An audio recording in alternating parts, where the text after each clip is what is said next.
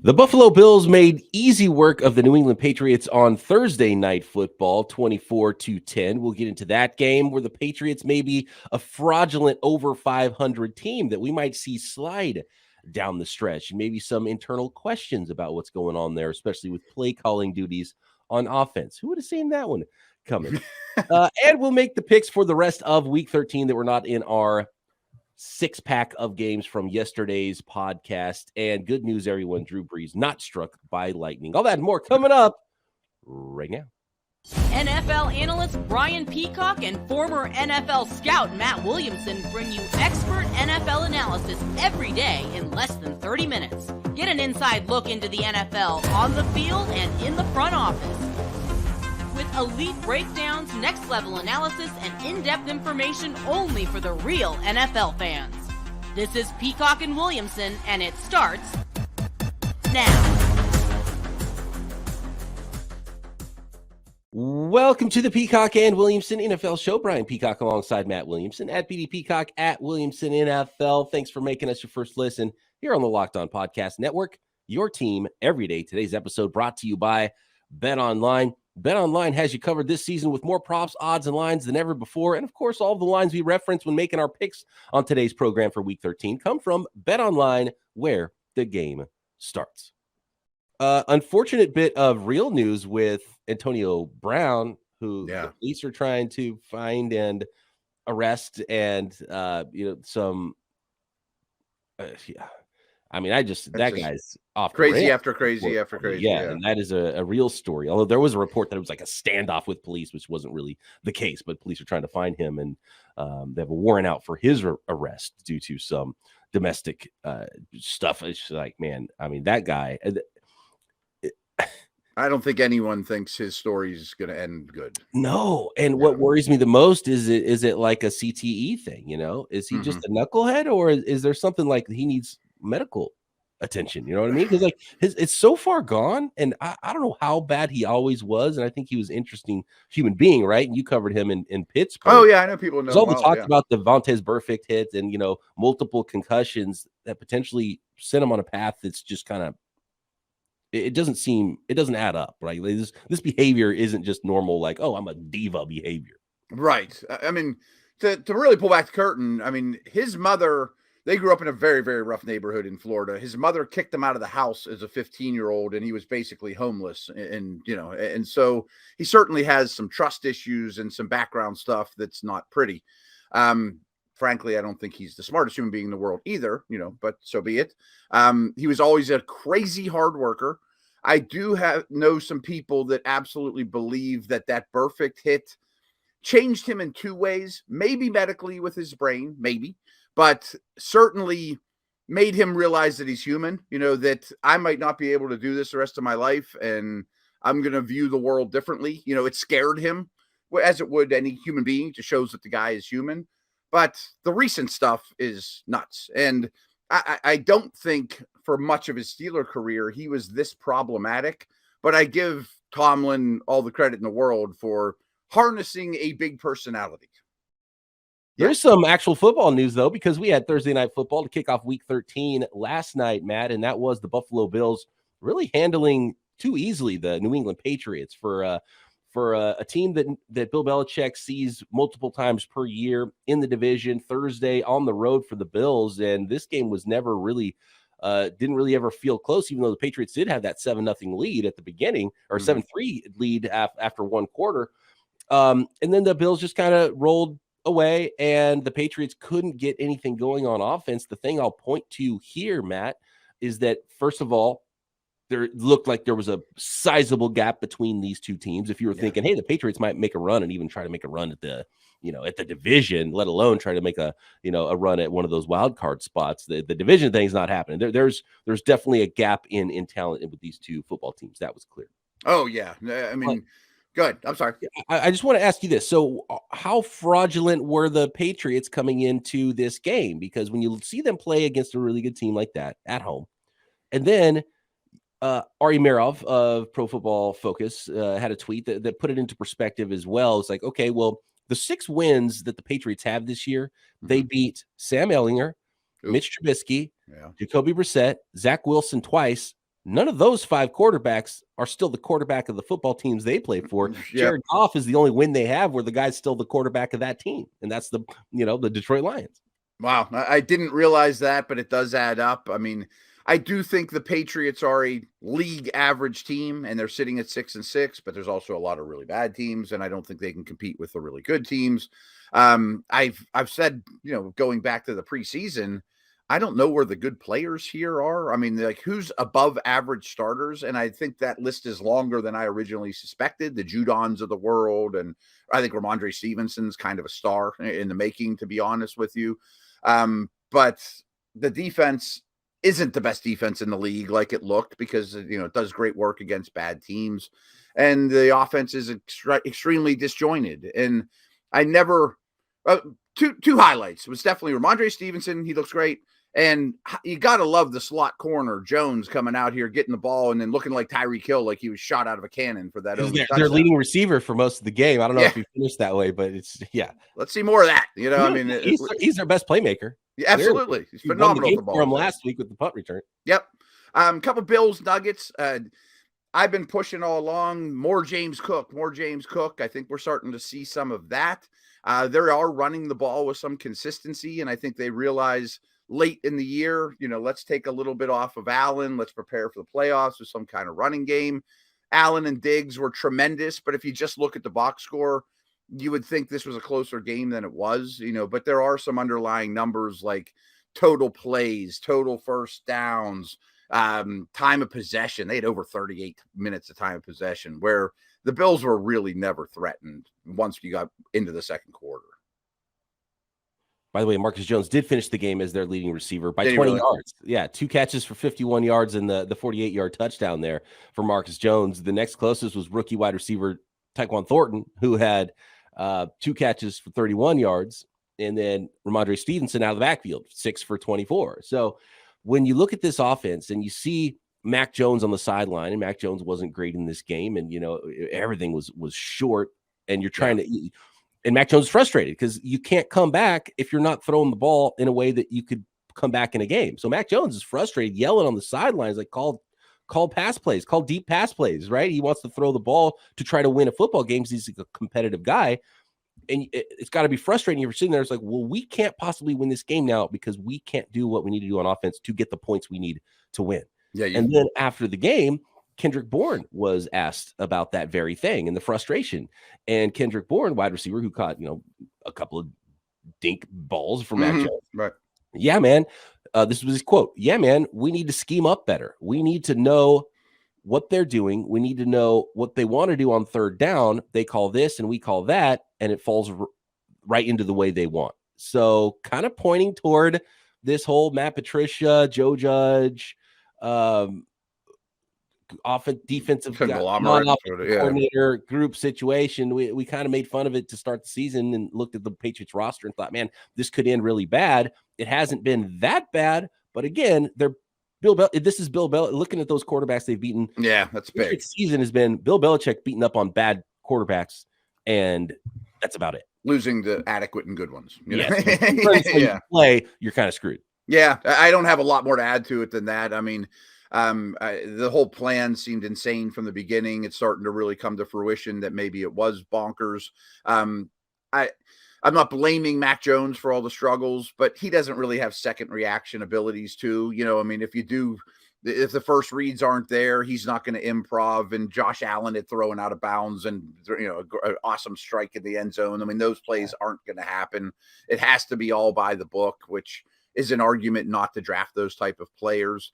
But I don't think Jones is a bad player. But I mean, there was a 3rd and 9 or something like that where the guy runs an 8-yard out, things like that. Yeah, exactly. And Warren Sharp put it well last night at Sharp Football on Twitter after the games. Like, the down 3 scores in the fourth quarter, the Patriots orchestrated a 17-play drive, which is usually a good thing. Took 5 minutes. I know what he's talking about, right? 45 seconds off the clock, gained 60 yards, average of 3.75 yards per play, and resulted in a field goal. And the Bills said, thank you. Yeah, it's like, right. What you want the other team to do when you're up big is just take away the clock, eat it. Sure, come on, crawl down the field and kick a field goal. Perfect. Yeah, I'll give you 3 points if you eat up 6 minutes of clock and 17 play drive because we're still going to win. That's not good enough. And that kind of encapsulates the whole situation here. It's not good.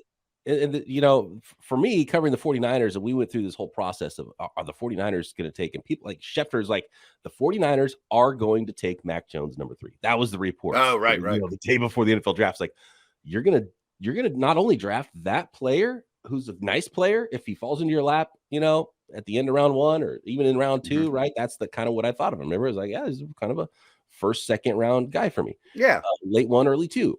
Andy Dalton's of the world. That's where he was for me. And I was like, man, what am I missing with Mac Jones?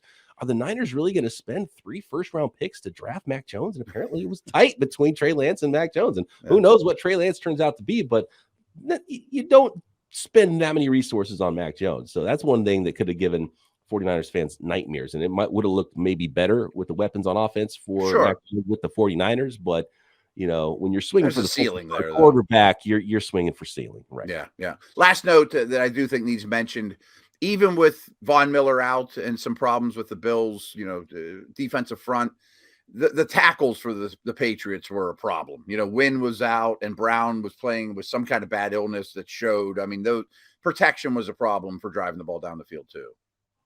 Let's move on to the rest of the games on week 13. Make our picks next. Today's episode presented by Prize Picks. Prize Picks is daily fantasy made easy. What's to love about the format of Prize Picks? Well, first of all, if your year-long fantasy leagues have gone in the tank, that's where daily fantasy comes in. You can play every single day with Prize Picks, and Prize Picks is the easiest format to play in the daily fantasy world because you're not drafting an entire team. You're not playing against other players. All you're doing is you're looking at the Prize Picks projection in whatever sport you want to play. Tons of NFL projections, NBA, NHL, golf, college sports, motorsports, soccer. You've got tennis, MMA, boxing, cricket, you name it. You can find tons of esports as well, which is a big one that I'm not into, but apparently that's going crazy, right? And then people are into it. You can find projections on that at Prize Picks, and all you do is you pick 2 to 5 players. If they score more or less than their Prize Picks projection, you can win up to 10 times your money on that entry. It is that easy. Entries can be made in less than 60 seconds. You can play every single stinking day if you want to. Safe and fast withdrawals, and Prize Picks is currently operational in over 30 states and Canada.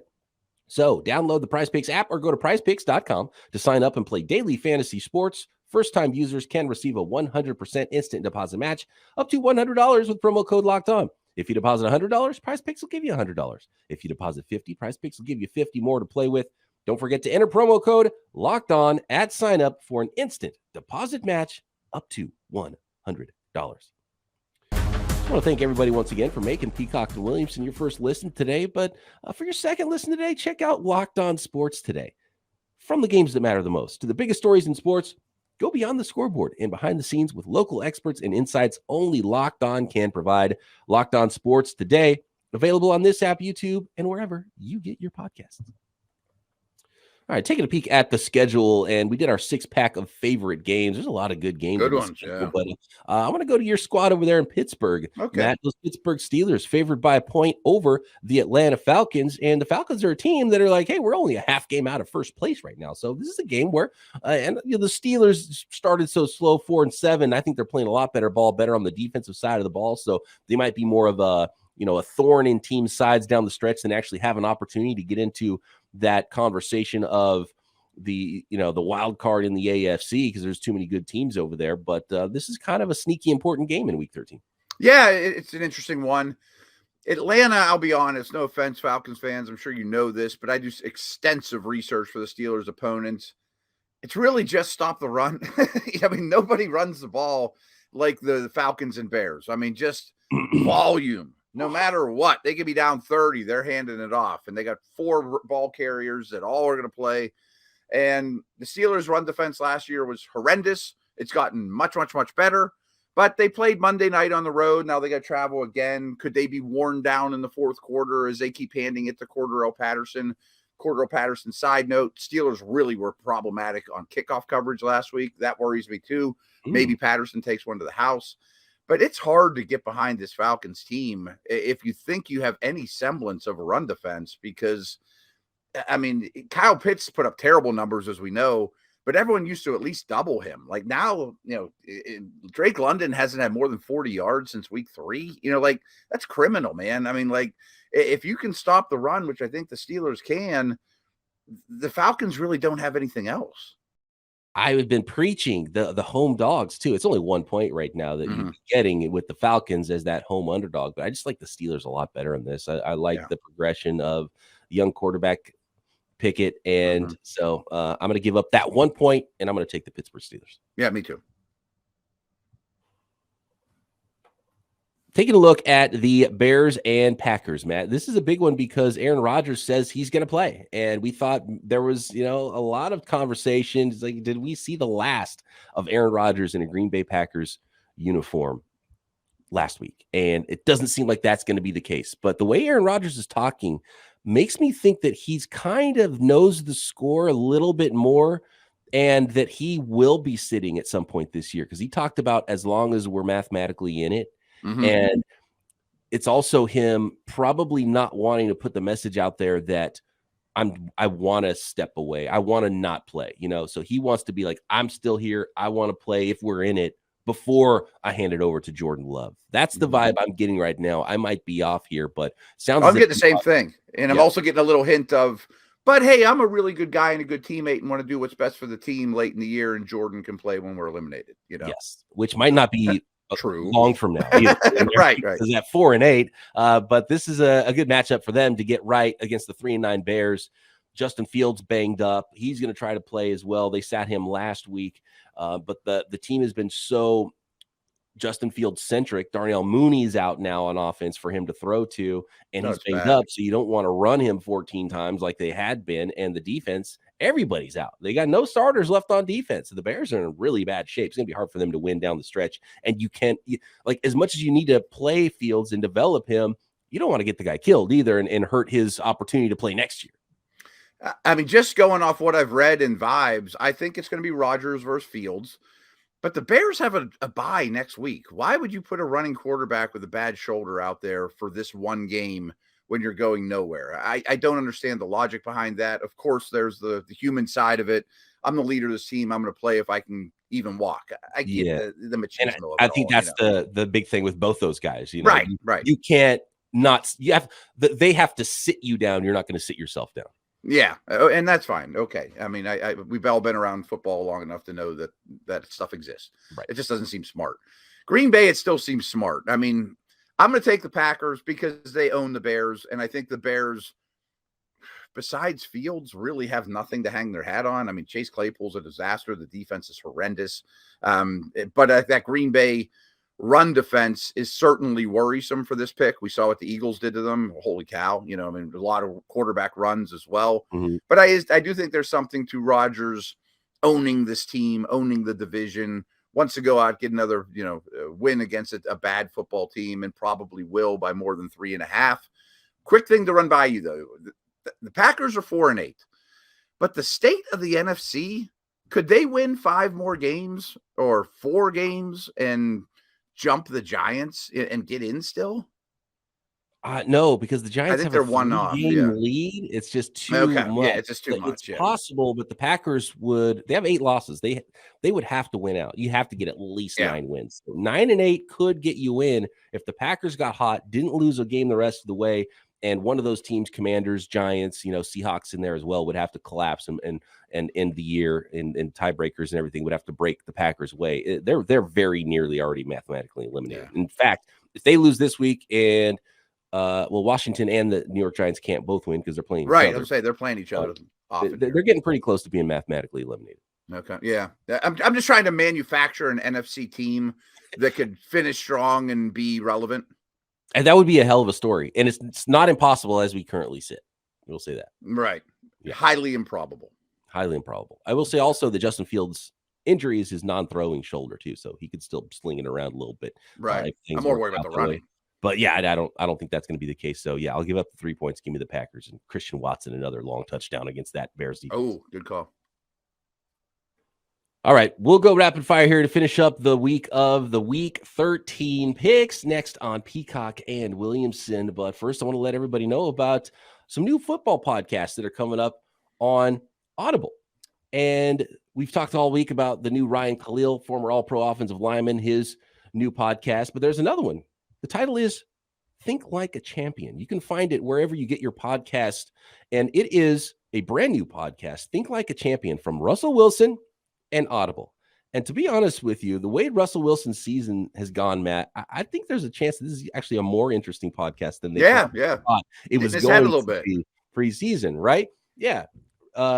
Russell Wilson alongside co-host Harry Wilson and the late Trevor Moawad digs into high-performance athletes, artists, and leaders push the boundaries of their potential. You can hear players like two-time Super Bowl champion and MVP Von Miller deliver sharp insights about performing at your highest level in moments of extreme pressure. Or how about this, Matt? This is like probably a more interesting podcast maybe now than you would have thought, and maybe even get into the minds of two very interesting characters that played quarterback in the NFL. Russell Wilson talking with former NCAA champion Tim Tebow, discuss how to find your unique personal mission in this world. Like, it's kind of a sneaky, interesting. I'd like to hear what those to be a fly on the wall for those two. Yeah, Russell Wilson and Tim Tebow, right? Each episode features interviews with Olympic medalists, NFL stars, and business leaders. And, of course, the new Think Like a Champion podcast, available for free on Audible or wherever you get your podcasts. All right, moving along in the Week 13 schedule, we've got the Jaguars at the Lions. Both teams coming in at 4-7. Both teams kind of playing some pretty good football right now, and it's actually the Jaguars on the road that are favored by 1 point here. We got an over-under of 51. The Vegas odds think this is a shootout. This sneakily, I mean, because this slate is so good this week, no one seems to be talking Jags Lions. I think this is a unbelievably fun game. I wish this was the Thursday night or Sunday night or Monday nighter, so I could just watch every snap of it, because I think there's a lot of interesting storylines and two young teams that are maybe turning the corner a little bit and could be relevant next year. I don't want to pick it. I want to watch it, but I'll take the Jags. I'm going to take the 1 point home underdog here just because they're at home, and what we've seen this year with a chaotic NFL and what we've seen with young quarterbacks, you want to go to the Jags side because Trevor Lawrence had his best game of the year last week, which means he's probably due for a stinker this week, although that's the defense you want to face with the Lions. Well, the Lions defense playing a little bit better recently than they were on the season. So, should be a popcorn game, a lot of points. Give me those Detroit Lions at home. Okay. We are down to the Denver Broncos. Speaking of Russell Wilson, Denver Broncos at 3-8 are traveling to the 7-4 Baltimore Ravens. Baltimore at home here, favored by 9.5, but the over-under is only 39.5. So you got a big line with a low over-under. So that means they think this game is going to be only scoring on the Baltimore Ravens side, essentially. Yeah, and I don't think there's going to be enough of that. I think they win at home. I don't like the Ravens offense right now, and I'm still very fond of the Broncos D. I think 9.5 is just too big a number. I think they win by a touchdown, 6, something like that. But probably a sloppy, low-scoring game, as the over-under is telling us. So I want points. I kind of lean to that too. I wouldn't come close to putting my money on this one just because the number's too high. But I can't bet on the Broncos. Like, if this game goes one way, it's going to go to the Ravens side of a big blowout potentially if it does do that. So then the Broncos offense has not been able to put up points, and I'm done trying to think, maybe, the Broncos might have something in them down the stretch. Nope. So I'm reluctantly going to say, you know what, let's just give up the points and root for a Ravens blowout, but I would not put my money on that to root for such things. No, I agree. We just talked about Russell Wilson, and he's been horrendous. I'm not defending him one bit, but I wish we could see a month of Sutton, Judy, Javonte Williams, Hamler, and the young tight end, and just see what it looks like. Is it all him, or that's what they're gonna. That's going to be the conversational offseason. Okay, let's get all the playmakers back. There's going to be a new play caller or maybe a new head coach completely. Like, okay, that was new stuff that didn't work. We got a new thing in there. It's gonna be a lot better, and then let's see how that looks with all playmakers. That's what they're going to try to sell because they can't get out from under that contract. I think he's like a $90 million dead cap hit if they move on from next year. I mean, I think he's going to be back post June 1st. They could it would be more palatable. They still take huge hits, but it might not be impossible. But it would kind of screw up their cap for a while, and then they'd just be bad anyway. So why not hold on to him for one more year and still be bad? either way. I would still consider making a Desmond Ridder-like draft pick, though, on day 2. Yes, absolutely. Yeah. The Cleveland Browns, it is the Deshaun Watson era starting in Houston, Matt. The 4-7 Browns at the 1-9-1 Houston Texans. The Browns favored by 7 on the road here. Yeah, I'm going to take the home dog here just because I think Houston, who I firmly believe is the worst team in the league, has to view this like it's their Super Bowl. You know, the emotions. Last time anyone's going to pay any attention to your team the rest of the year, there's going to be the victims in the building. I mean, it's a crazy storyline other than football, of course. But if we just focus on football, I think the Browns run it 8,000 times and have much success doing that. But I also think Houston can hand it to Pierce a ton against a terrible run defense of the Browns. And I expect Watson to be rusty. Yes, that's a big one. A lot put on Watson here, a lot of rust. We're talking multiple years of not playing, right? Yeah. And 700 days. And the Texans Super Bowl at home. And the Texans are going to be up for this game, if not any other, the rest of the way down the stretch. I like that it's at least a touchdown or more there with the home dog. So, yeah, give me the Texans in this one. Yep. Kind of hoping they win. Seattle Seahawks are on the road in Los Angeles at the Rams. The 6-5 Seahawks at the 3-8 Rams. And Seattle, another road team favored by a touchdown. I'll lay the points. I just think the Rams are dreadful right now. I mean, they have no offensive firepower. Donald's not going to play. I think Seattle will get it right here. No Donald. No, I mean, Right. it's. I mean, I think probably Seattle's like if you add it up on the acceptable seasons, team. like what are the 3 players you can't lose if you are the Rams? Well, quarterback, Matthew Stafford, Cooper Sure. Kupp, Aaron Donald, right? So And good luck, problem. Right. Yeah. And they had issues when they were all healthy. Yep. So give me those. I know I don't like the over a touchdown on the road, and I think the Seahawks maybe aren't as good as their early season record was, but they still should be able to handle the Rams pretty easily. Might look like something like we saw Thursday night with the Bills and the Patriots, actually.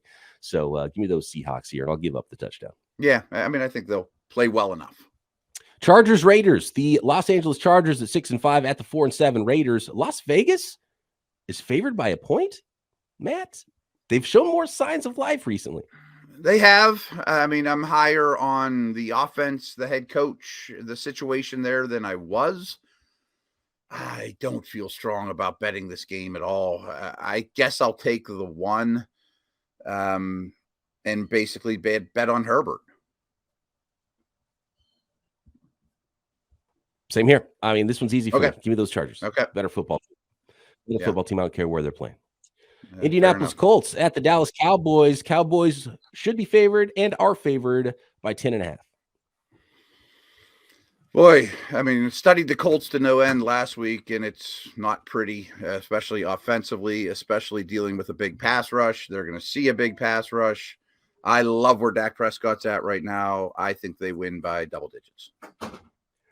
I was hoping this line was going to be a little bit lower because the Colts have a little better with Jeff Saturday and kept some games close, which makes me want to take the points in this game because 10.5 is a lot, and I think the Colts can play a brand of football that keeps it a little bit closer. I would never pick the Colts to win this, and they're on the road, so I hate this line. I wouldn't want to bet it, but I'm going to reluctantly take points and say that this is a game where Dallas could win by 7 or 10, and you still win this bet.